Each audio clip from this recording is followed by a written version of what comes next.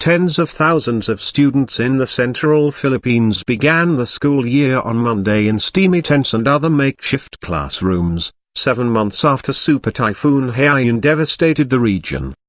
The government said it had hoped to rebuild or repair 20,000 classrooms before students returned, but new regulations requiring higher building standards so schools withstand future typhoons led to delays. These are the birth pangs of making sure that resiliency would be the basis for better structures, presidential spokesman Edwin Lacierda said in Manila. In the meantime, the students will be studying in structures which are not yet resilient, but we hope for their understanding.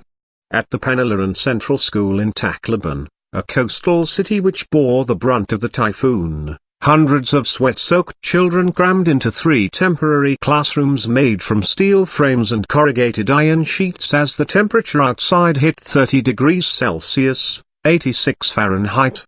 "It is pitiful to see them packed like sardines," said housewife Gina Villamar as she anxiously waited for her children, aged 6 and 10, to finish their first day at school. "It is so hot in there. And there is no electric fan."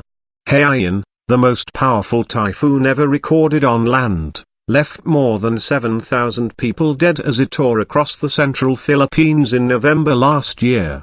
Storm surges higher than trees that swept kilometers inland compounded the devastation, destroying entire towns. More than 1,000 schools in the typhoon zones were damaged or destroyed, according to the education cluster head of the UN Children's Fund, UNICEF, in Tacloban, Manankotak. He told AFP between 80,000 and 100,000 children were expected to return to schools on Monday in the central areas that Haiyan battered, about half of them in Tacloban.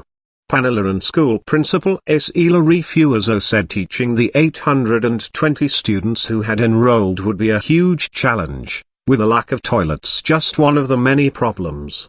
"It will be difficult for them to learn if this lasts," Lacierda said. Presidential spokesman Lacierda and an education department official contacted by AFP said they could not give a timeline for when the schools would be rebuilt. Officials have previously said it will take many years and billions of dollars to fully rehabilitate the typhoon-hit areas, made up mostly of farming and fishing communities that were already among the poorest in the Philippines. Hundreds of thousands of people continue to live in makeshift shelters, while many damaged or destroyed hospitals are still not functioning properly.